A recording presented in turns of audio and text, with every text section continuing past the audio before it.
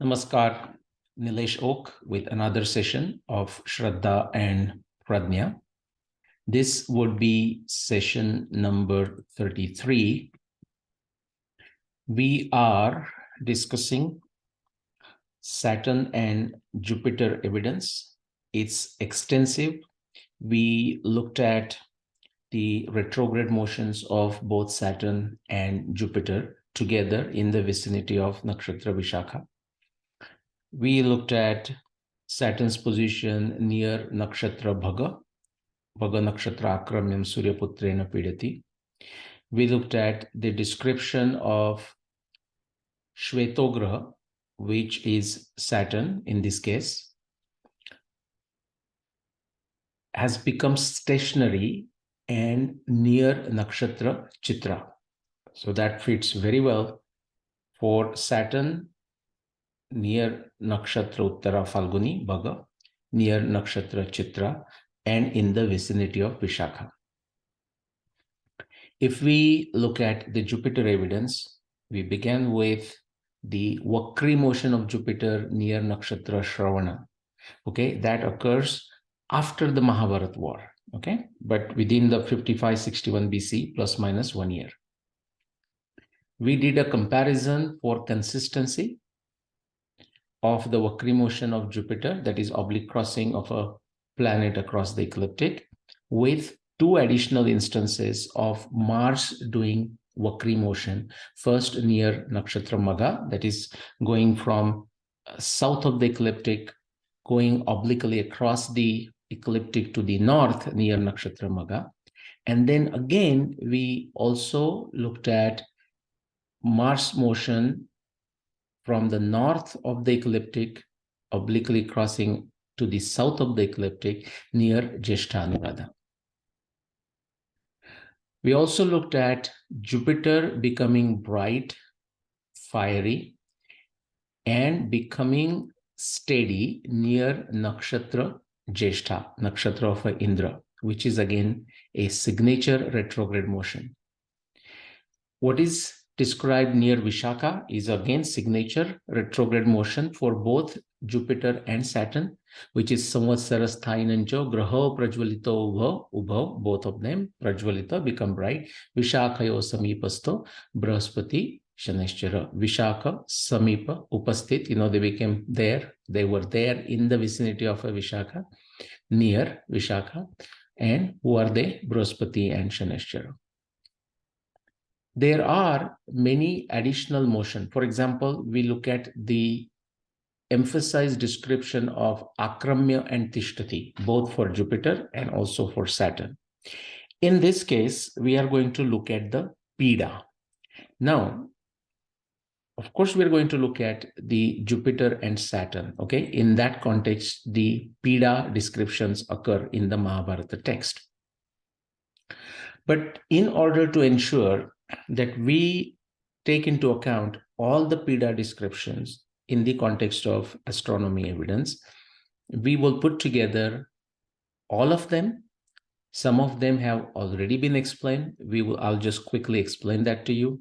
You can watch previous episodes in this Shraddha and Pradnya series if something is not clear to you.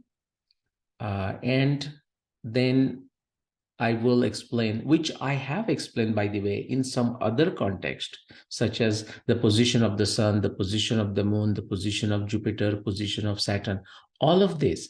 So practically everything that we're going to discuss today in the Peeda has already been discussed. Okay, so what is the rationale? What is the reason for discussing Peeda again? First thing, we have never discussed all the Peeda references in one place, number one. Also, you will find very humorous and funny. There are many Eren Boys, okay, who will just come out of nowhere, okay, will never respond to any questions that if I ask them back in any logical, scientific fashion, any empirical fashion, they will immediately change the goalpost. They will go on a tangent. But it's very interesting because, they create the opportunities for me to revisit the subject and explain the details for the benefit of the masses. Of course, when I say masses, only those who are interested in knowing about it. Okay, there can be many who are simply not interested for various reasons, or incapable of comprehending. I mean, they may be interested but incapable of comprehending. And there could be 10 other varieties of human beings. But those who are interested and willing to put tapasya into this, they will definitely find this joyful, a joyful ride. Okay, may give them goosebumps. They should give them goosebumps. So Peeda is a kind of a generic word. What we are going to look at in the context of Mahabharata text and Mahabharata astronomy evidence, most cases related to the planets, is in the context of some planet or set of planets giving Peeda to Rohini, giving Peeda to Uttara Falguni, giving Peeda to Chitra, and even we have one instance, 7 planets giving Peeda to the moon. Okay, very, very rare kind of occurrence, which is to say, most of the time the Peeda is described in the context of some moving body giving Peeda to nakshatra, which is relatively speaking fixed. But we do have one instance of 7 planets, 7 graha, which are also, of course, moving, giving Peeda to moon. So we will also look at that. So sun and moon, Mars, Jupiter, and Saturn. The Peeda description comes in the context of all of them.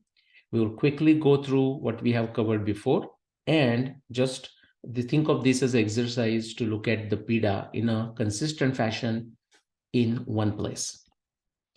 Before we get into the evidence itself, look at some of the different meanings of Peeda: suffering, restriction, pity, obscuration, limitation, eclipse, devastation, okay, compassion, hardship, injury, violation. And these are not the only meanings. You can think of many other meanings. If you go to Sanskrit dictionary, it will also provide you many meanings.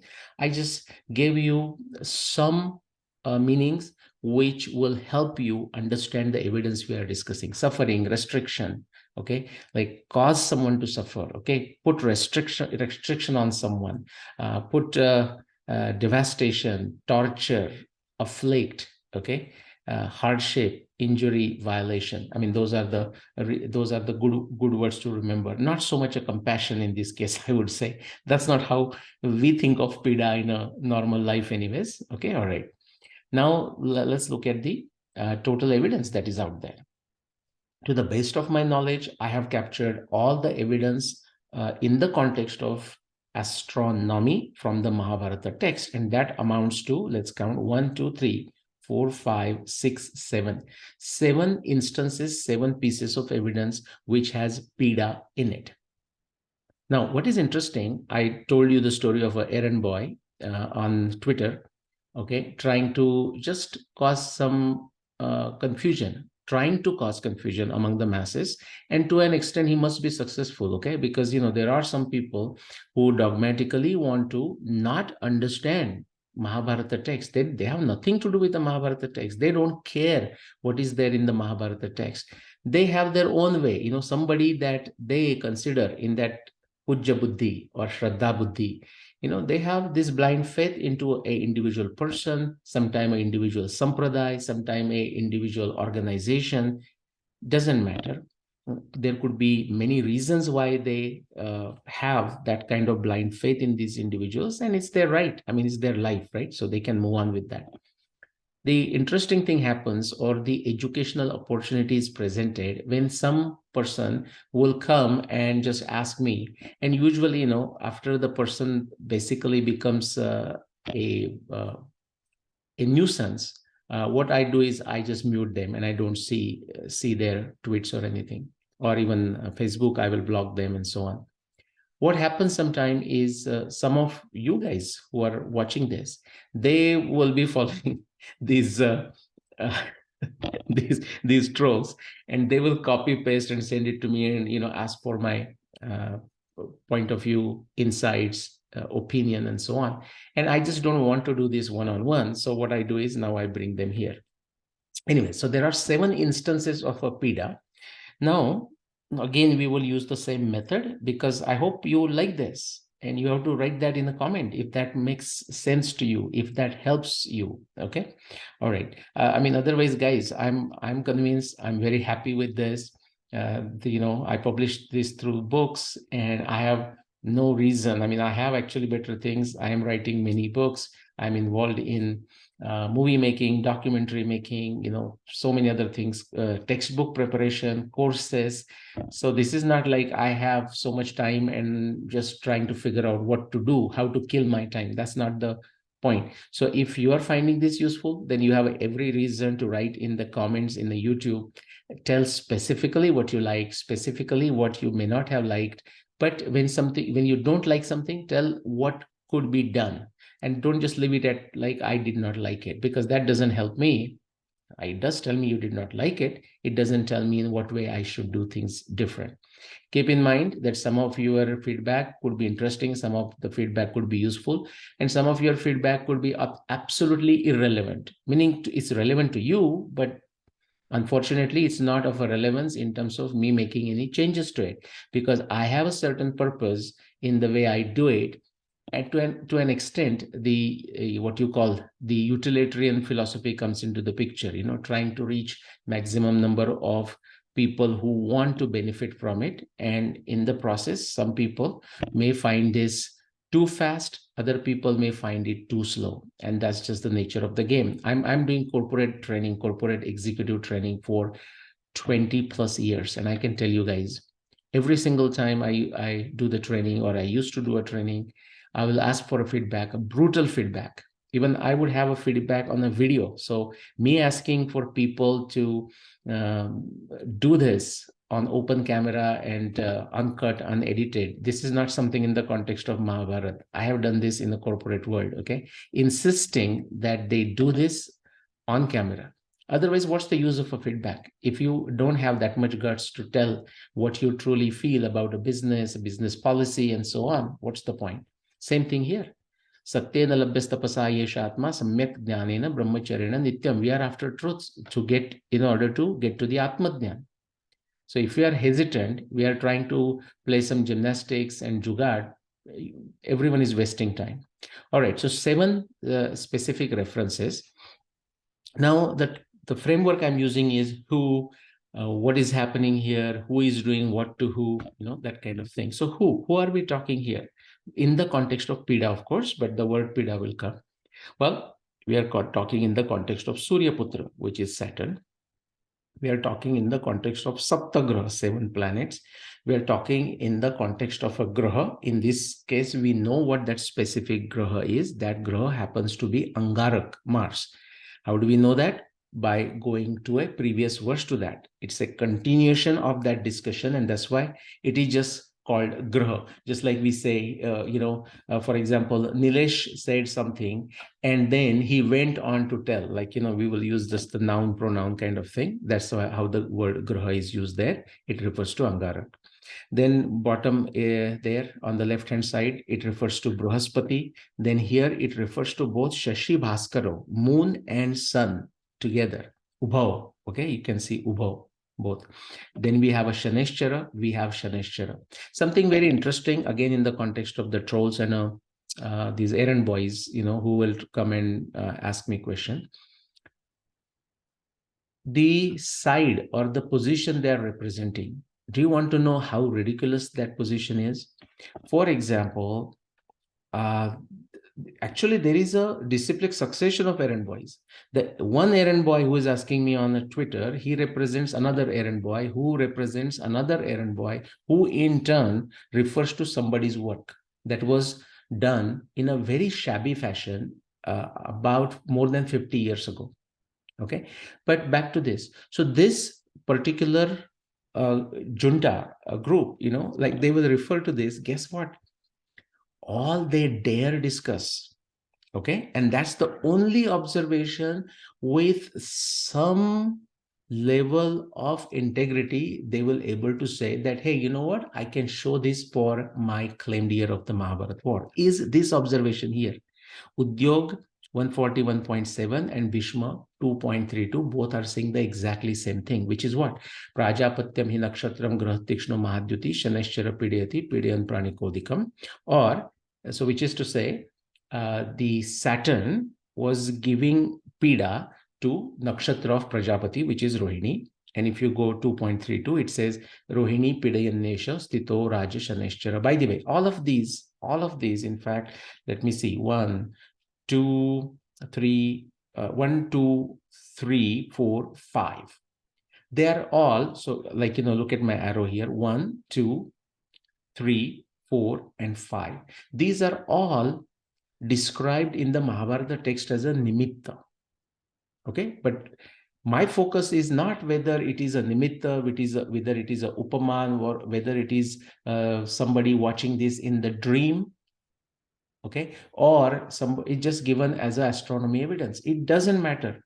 My theory says all astronomy descriptions of Mahabharata text are actual, factual, visual observations of Mahabharata time. So if it is astronomy, it is a evidence. So yes, I don't look at it, but why did I mention that this is a nimitta? Because there are Mahabharata researchers who have no scientific acumen, no logical reasoning. They do not have a theory. They do not have a statement of a theory. They do not understand what consistency is. They do not understand what is necessary and sufficient conditions.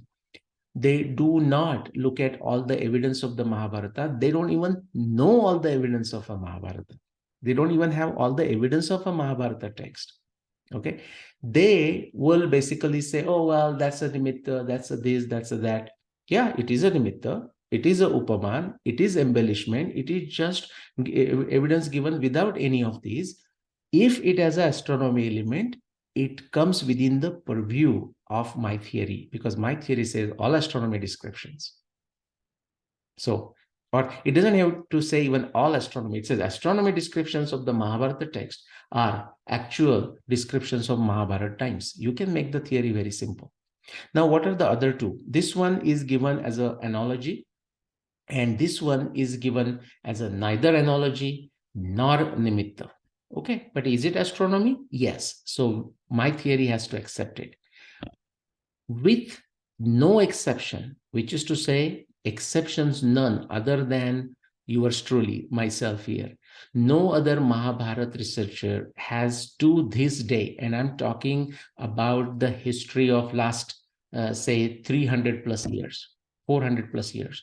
No other Mahabharata researcher has ever stated what is his or her theory in a Nyaya Darshana language, Hetu.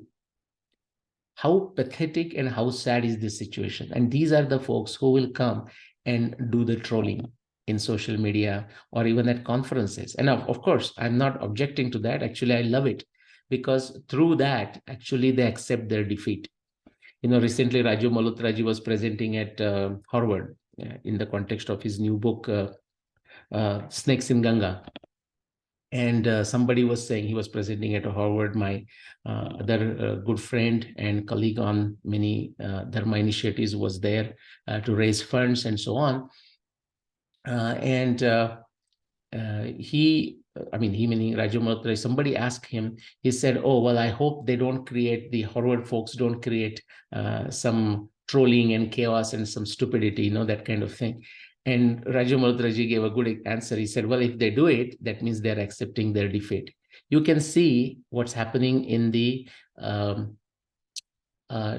Twitter or in the Facebook world, or like some Google forums such as Bharatiya Vidvat Parishad. This is a group of Sanskrit experts. Okay. And many people, there are individuals who I respect and I collaborate with them. They are there. Okay. So I'm not referring to everyone who is there, but some people have created a very wonderful scenario. In fact, sometime I'll tell you that wonderful story and I will quote everything, and so it will be a lot of fun once I get through all of this evidence. So actually they provide educational opportunities. That's what I'm saying. But coming back to this, these folks who are asking me questions, how do I explain Peeda? They are simply not aware of the 5 out of 7 references. And the 2 references they are aware are exactly saying the same thing, whether it's a 1 or 2 reference. Okay. Now, what is interesting is when I provide the evidence, such as what I'm creating now, but I have already talked about this hundreds of times. When I give that evidence, then they run away, go to another goalpost, go on a tangent, and just entertain themselves in their junta. Anyways, all right. So now people will say, come on, that just took a long time. Why did you, Nilesh, waste our time? If you think it's a waste of your time, stop watching, guys. There is absolutely no compulsion from my side. If you do not understand this strategic Kurukshetra, how our own folks, people of Indian origin, okay, or pretending to be dharmic, how they are creating utter nonsense. If you don't understand that, if you don't want to understand this strategic side, if it doesn't matter to you, then guess what? Okay. I am not going to change how I discuss the evidence for you. You do not understand this evidence. You do not understand the strategic side of it. You don't have to watch this. This is not for some numbers game. This is not for anything like this. Okay. It is only for few people who are in alignment with what I am doing, who understand the strategic game, who understand the intellectual Kurukshetra. It is only for them, not for others. This is not to stop you from giving me other useful feedback, okay? Like speak slowly, make the total episodes shorter, and still I may not do it because sometimes it's just not possible. I am actually exploring another idea, like doing Dr. No shorts, okay, and just keep those under 5 minutes, and you'll get to see what can be said only in 5 minutes, which means now the onus is on you to do the additional background work to understand what I am going to describe in those 5 minutes. So I'm going to experiment with those ideas. So that kind of feedback is welcome. Okay, that's not the issue. But even some people, and their intention may be right, but hey, how did you pronounce that word? Do it like this. Say don't say Uttarakhand, say Uttarakhand, and so on. And they're right. Here is the problem. I would encourage all of them to use their dharma skills and start making videos like this, start writing blogs, start writing books, start writing textbooks, creating courses. Then they will see what are some of the challenges the likes of me go through. Okay, so it's perfectly fine. Somebody says that, I never take it in a negative way. I say, yeah, I must have said Uttara, and yeah, next time I'll try to say Uttar. But guess what? This is me, guys. Okay, I'm at 50. Don't try to change me. Like, you try your best to give me the feedback. I may able to use some of it, but don't try to change me. It will not happen, and it won't be effective. It won't be effective for me. It won't be effective for you watching me. Okay, so that's just a background.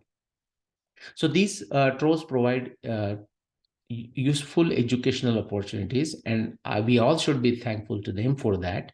Okay, which means what? They are watching all of these episodes, guys. Okay, like it or not.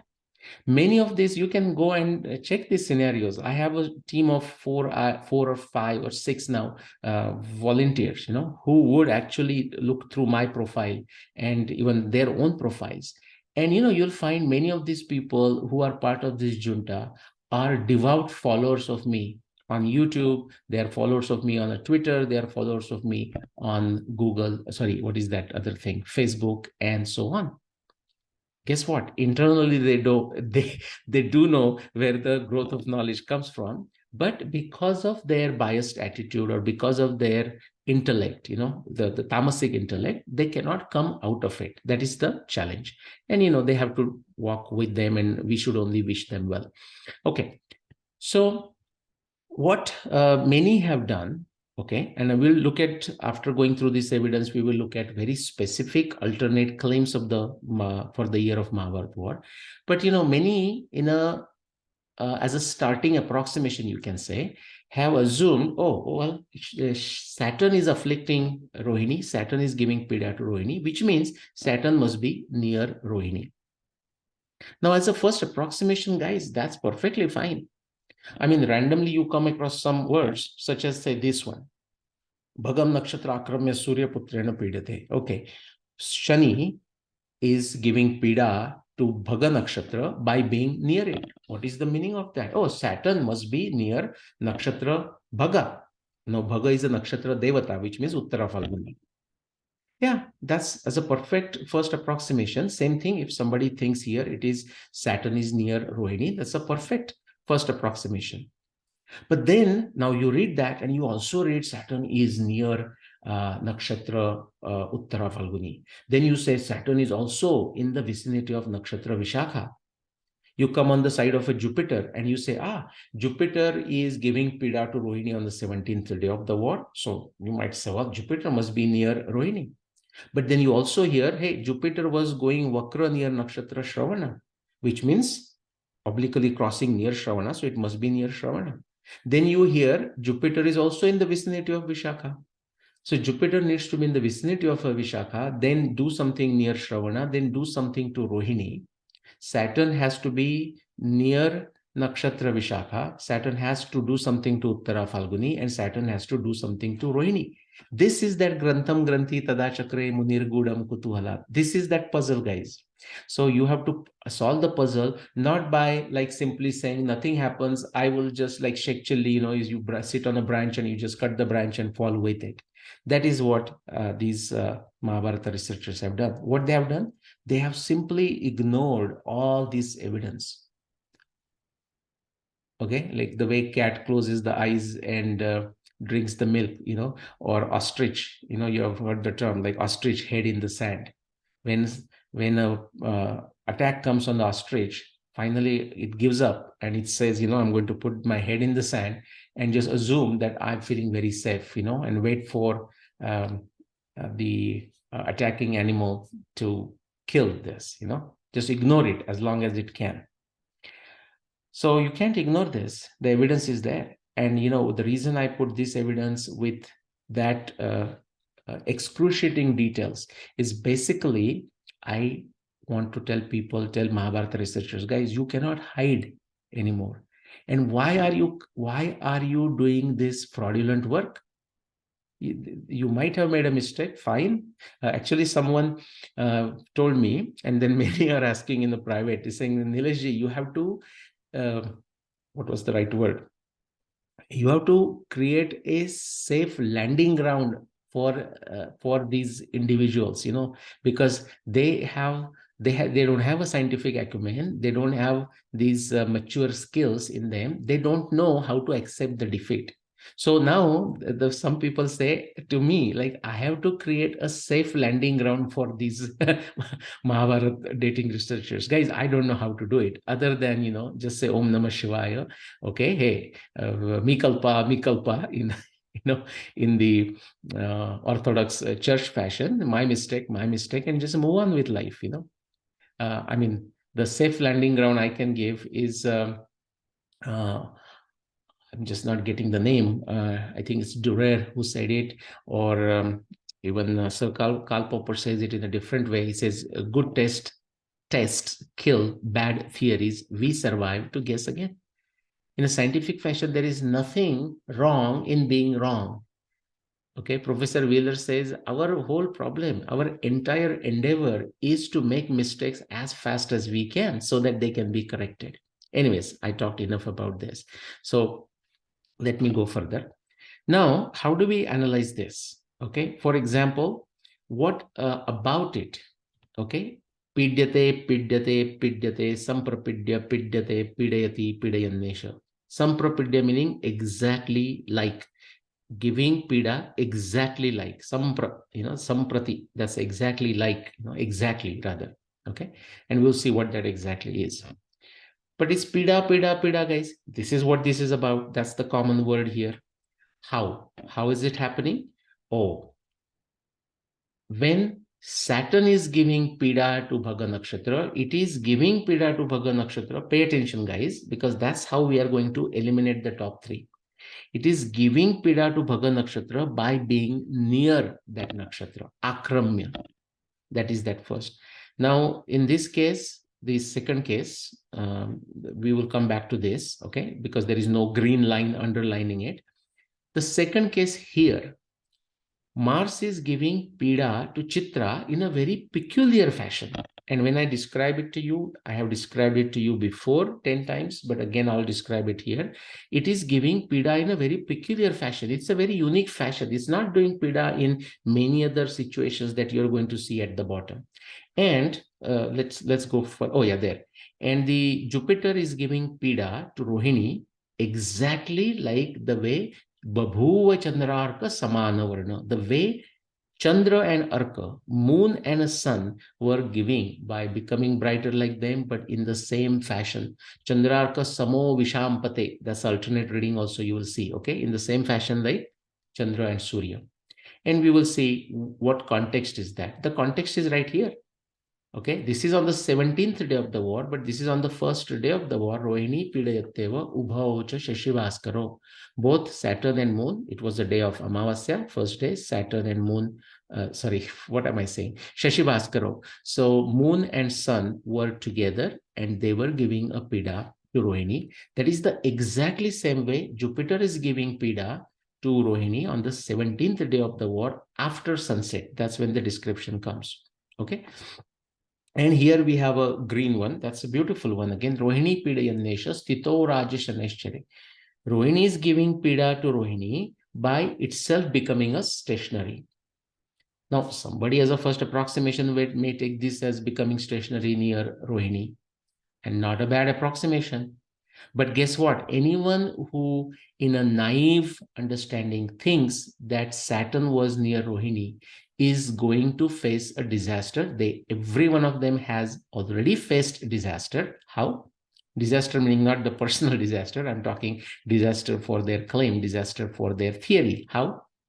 Because they will not able to explain this observation. They will not able to explain Shvetograha observation. They will not able to explain Jupiter and Saturn in the vicinity of a Vishakha.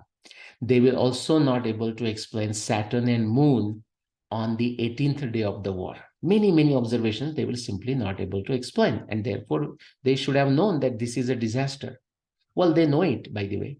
One Mahabharata researcher in my private conversation with me, who has gone on to make a film. He made a film like 10 years ago.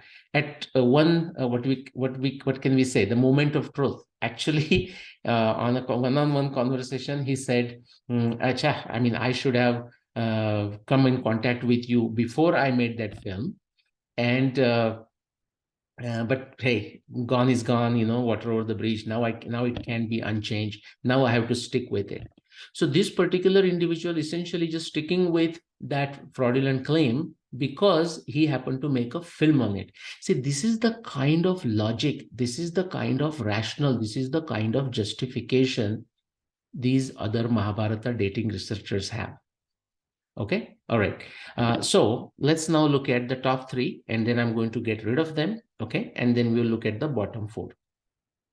So, and where is this happening, by the way? Okay, so Bhaga Nakshatra, there we have discussed enough. These 7 planets are doing it to the Soma, which is to say the moon. This is happening on the 14th day of the war. This is happening on the 17th day of the war. This is happening on the first day of the war. Okay, this is happening, I don't know the exact date, but before the Mahabharata war, if you look at the evidence. And this one, it doesn't matter when. Saturn is going to not move much. Rohini is not moving at all, in like a 10 years and stuff like that. So it doesn't matter. As long as you can show that happening at the time of Mahabharata war, that's sufficient. Okay. So now the first one at the top, by the way, Bhagam Nakshatra Akramya Surya Putrena Pidate. Surya Putra, that is Saturn, is giving Pida by being near it. So in 5561, again, remember when I say 5561 BC, plus minus 1 year, you will find that the Saturn was near Uttara Falguni. So check. This observation is done. The next one, actually it says, Te Pidayan Bhimasenam Kruddha Sapta Maharatha Praja Samvarne Rajan Somam Sapta Graha Iva. 7 planets were attacking the moon. And its comparison, celestial scenario is compared with the terrestrial scenario of 7 Kaurava brothers attacking Bhima. Okay. So no specific position. Okay, 7 planets, they all have to be at the same time in the sky, above the horizon, along with the moon, and that can be shown for the 14th day of the war. Okay, October 29, 6 p.m. Okay, just after sunset. Right, sunset would be here, and then this is west here, and this is east, and then the moon of a full moon, Purnima, has already risen there, and you could see other 7 planets. When I say see, they are there, like um, the 3, like for example, Jupiter, Mercury, Venus, and Mars. So like 4 you were able to see with the naked eyes, but also you look Uranus, Neptune, and Pluto, they are also there. And we have talked enough times about the telescopic abilities. By this time, you should have already watched on my this episode on the Dhumaketu near Nakshatra Pushya and the kind of telescopic sophistication that is required. Okay, it was already there, and that's why they could. Vasudeva is referring to 7 planets attacking the moon. And could be seen, that's what we're saying. Okay, so Saptagraha doing Peeda to Soma, that is the moon. The next one, Nunam Madbhayam Krishna Karunasam Upastitam, that's you can ignore. Visheshane Vashne Chitra Pediyate Graha. Graha here is Mars, because we know that from a reference to the previous verse. Now, Mars is giving Peeda to Chitra. How? In a peculiar fashion. Now, what is that peculiar fashion? Okay, that is how this is here. Okay, so this was the location. So Mars came here. First, Mars went Vakra, that is obliquely crossing from south to the north near Nakshatra Magha. Then it came here, went all the way into beyond Swati, turned back. And this is that peculiar fashion it's giving Peeda to Chitra, as if like a boy walking around and looks at a beautiful girl, turns around, kind of, just to make her uncomfortable, you can say, sign and glances, and turns around and goes back. That is that Parushograha is doing that to Chitra. In a very peculiar fashion, it is doing it. So that's what that reference to. So based on that, we just quickly looked at these 3, okay? So yes, there is a Peeda in each one of them, but there is an additional context. Peeda by being near Nakshatra Bhaga, Peeda to Chitra in a very peculiar fashion, which is at the time of the retrograde of Mars. And here, the 7 Graha giving Peeda to moon from wherever they were. I mean, unless somebody is claiming they were all together. Now, before I jump into further, the remaining 4 observations, very important. Now, some other Mahabharata researcher, okay, just to again cause confusion, and he or she asking this question, the one I'm going to say it, is extremely legitimate question. So that should be asked, or should have been asked. No one asked me. That's a different story. Now, do you know why they never asked that question? They will go on some tangent and change of a goalpost, because none of them actually take any of these 3 pieces of evidence that now I have marked with XX, which is to say we have explained it. We want to remove them and focus on the bottom 4. Why do they not ask the question, but only change the goalpost or just create a confusion? Okay, go on a tangent, because none of them discusses any of these 3 pieces of evidence. That is unscientific, illogical, it's inconsistent, out. Nyaya Darshana speak or a modern science speaks, they will be laughed at, they will be rebuked and removed from the discussion, removed from the debate, wherever the debate is taking place. Why doesn't that happen? Well, where are the Nyaya Darshana experts? Where are the modern science experts? Well, there may be, I don't know many, but even those who supposedly may be out there, they do not have skin in the game. They will just continue to watch this game from the sidelines. They have no guts. They have no desire to enter this. And of course, they will give their own series of excuses. Oh, like, you are just fighting this in an acrimonious fashion. Therefore, I choose to just watch. I mean, all kinds of BS will be given in a rationalizing fashion. Okay, that's why you're not going to say this. Many people sometimes suggest, oh, there should be a judging panel. Yeah, I would like to see that judging panel. Okay, now judging panel meaning there is some expertise, right? We are not talking hopefully the kind of a legal thing, what kind of very mediocre people are filled in that space, okay, with a very few luminaries, very few exceptions. So that's the issue. They will go on a tangent and it goes on. Again, why am I discussing this? Because each one of us, whoever is watching this, has to think to oneself, what is my Swadharma? What is his or her, your Swadharma? and in your own way try to make a contribution. By contribution, I'm not saying monetary contribution. That is good too. Actually, some people ask me, like, send a check and then they just sit here and I never deposit them. So I have a Patreon platform and I have a PayPal. You can, and the links are there into these YouTube videos. No, but I'm talking beyond money. In fact, if you can contribute and no other way, do so. But other way is you yourself becoming comfortable, familiar, read my books.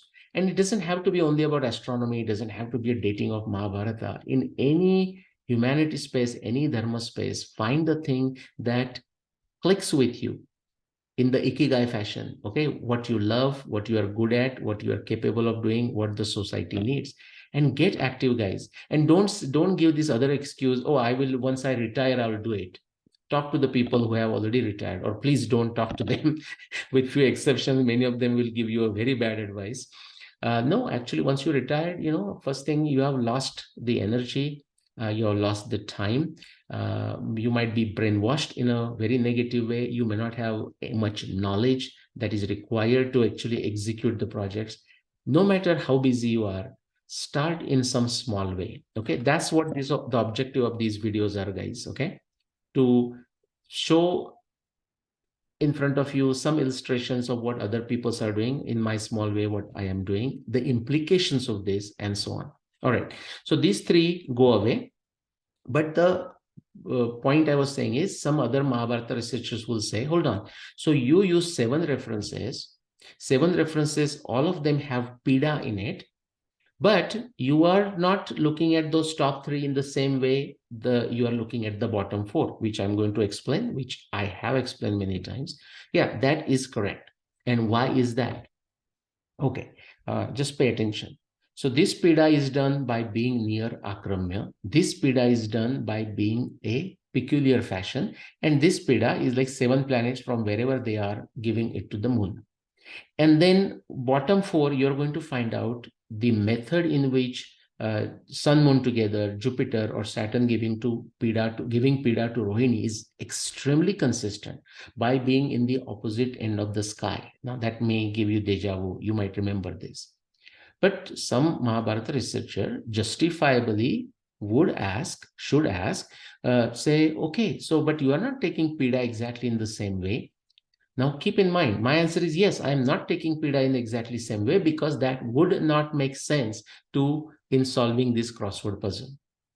But I want to turn this around. If somebody in a very naive thinking, somebody who has no experience whatsoever solving puzzles, okay, and especially the Mahabharata puzzle, if somebody demands such a thing should be done, well, my thing is, I would say, hey, I throw the towel. Okay, I don't do it that way, because the puzzle will not be solved. Now, since you are insisting, you also have a claim for the year of Mahabharata war. Why don't you take these 7 claims and show in that consistent fashion that you are demanding how this evidence fall into place for your year? Guess what? It will not fall into place. Forget just getting rid of these 3. They have to get rid of everything except these last remaining 2. And that is also for some Mahabharata researchers, not all Mahabharata researchers. Many Mahabharata researchers cannot show even any single of these observations to be valid for their claimed year of the Mahabharata war. That is how pathetic the situation is. Okay, in this space. That's how 99.99% of the Mahabharata dating claims are. Okay, with a total naivety and total arrogance. Okay, just saying, hey, I say, according to my opinion, this is the year. Take it. And don't ask me questions. That is the attitude of Mahabharata dating researchers, by the way. All right. So the top 3 we are going to remove. I already showed you what is that Peeda. Now, let's look at this. This is actually very easy. Okay. Jupiter is doing it to Rohini on the 17th day of the war after sunset. Sun and Moon are doing it to Rohini on the first day of the war. We can say at the time of the evening or early morning, because that's when only you can see Rohini in the sky. And Saturn is doing it to Rohini. It doesn't matter when, as long as at the time of Mahabharata war, that day plus minus 1 year. Okay, so Rohini, this is where we should begin. Rohini Peeda Yattevo Ubhaucha Shashi Bhaskaro. I'm going to go fast through this because I have already done it 10 times. Saturn and, sorry, Shashi Bhaskaro, not Saturn. The moon and the sun. They are on the first day, day of Amavasya, 16 October, 5561 BC. Sun and moon, they are at the western horizon. Okay. And they are giving Peeda to Rohini, which is at the opposite end of the sky, has just risen, from the horizon in the eastern portion at the time of sunset. That's one. Remember, the individual entity giving Peeda to Rohini, to Rohini, and that entity has to be at the opposite end of the sky. That is that consistency. If you look at on the 17th day of the war, which is 1st of November, 5561 BCE, just after sunset, and that is the description in the Mahabharata text, you have to go. If you don't trust in a Shraddha Buddhi, you have to go and read it, for heaven's sake. Okay, Karna Parva. So sun has just gone below the horizon. That's sunset. And Jupiter is on the west horizon, and it is giving Peeda to Rohini, which has just risen from the eastern horizon. So it's on the opposite side on the east, okay, just after sunset. And the third one, we get two references. Again, that itself tells you there is not one exact day. We don't need that day for Saturn. Saturn was doing this when Krishna and Karna are discussing, and Karna is describing what nimittas he's seeing in his dream. Okay, he's saying Prajapatyam hi nakshatram grahastikshno mahadyuti shaneshchara pideti piden pranikodikam. Now notice, just because it is a nimitta, or just because it is in a dream, I did not give up. I did not say, oh, come on, it was in a dream, we can get rid of it. No, that's utter nonsense. Again, that's when immediately we have to ask the person, what is your theory, sir? My theory is astronomy evidence of Mahabharata is actual evidence of Mahabharata times. Oh, so this is astronomy evidence. It doesn't matter how Vyasadeva has put it in what form he has put it in the Mahabharata text. And if it doesn't match, you should still mention the evidence and say, by the way, this as is does not match for my date. But you have to still take it into account and show it to the world. Out of total 300, how many match for your date and how many do not match for your date? So here, okay, so Prajapatyam hi nakshatram, that's like a few months before the first day of the Mahabharata war. And this one, Vyasadeva is describing to Dhritarashtra day before the Mahabharata war. So let's say day before the Mahabharata war, we can show this to be true. Because why? This Saturn, you remember, Saturn is like, this is Hasta, this is Chitra, and Uttara Falguni is here. Saturn was in this area for 2 years, guys. It's not going anywhere. So Saturn's position is going to move back and forth just here during the retrograde. It's not going to move much. And position of a Rohini in the opposite end of the sky is also not going to move. So it doesn't matter when this description was actually observed and written down or composed or a noting was made. Prajapatyam hi nakshatra grahastikshno mahadyuti shaneshchara pidayati pidayan pranikodikam. You can do that. And Rohini pidayan nesha stito raja shaneshchara. That also you can show. Okay. Quickly, let's see if I have anything that I need. Yeah. So the three things I showed you again visually, because what this does is it only gives you a partial view of the nakshatra space. So I'm showing this in a circle. So think of the first day of the Mahabharata war. Sun and moon are somewhere here in the region of Mula, Purvashada, Uttarashada. Actually, Mula and Purvashada somewhere here. And where is Rohini? Rohini is here. So that's what it is. Like by being in the opposite end of the sky, opposite portions of the sky, sun and moon are giving Peeda to Rohini. That's that first observation. Then the second observation is on the 17th day of the war, Jupiter was near Nakshatra Shravan, and it is giving Peeda to Nakshatra Rohini by again being in the opposite end of the sky, opposite portions of the sky. And the third one, remember, Saturn is near Hasta, Chitra, Uttara, Falguni, that area. By the first day of the war, it is near. If you take it few months before, it might be near Hasta. If you take it the first day of the war, like the second of the two references for Saturn giving Peeda to Rohini, then in this area, again, it is giving Peeda to Rohini, which is in the opposite end of the sky. And this one will show it together.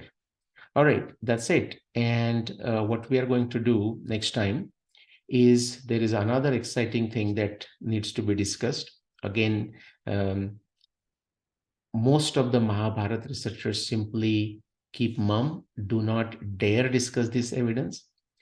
But one Mahabharata researcher about 50 years ago, he did not discuss it. Okay. But that date is been repeated in a dogmatic fashion.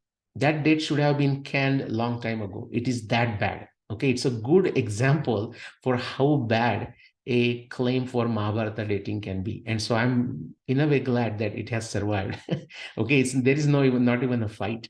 Like people say, well, what do you think of your competition? I say, well, there there are competitors out there for the Mahabharata dating year, but there is no competition. This one is just a wonderful one.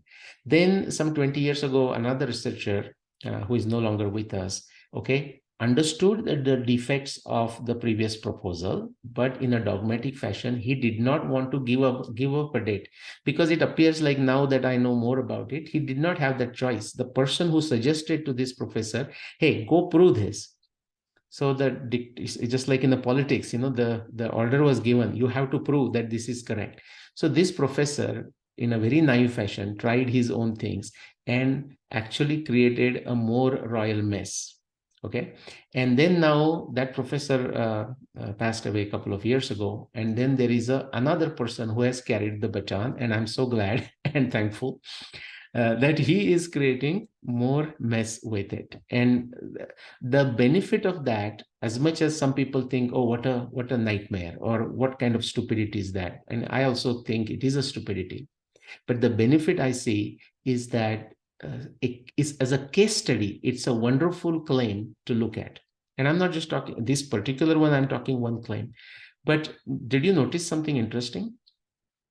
Even right now, out of 130 claims, there are easily 30 to 50 individuals with those many different claims for the year of Mahabharata war.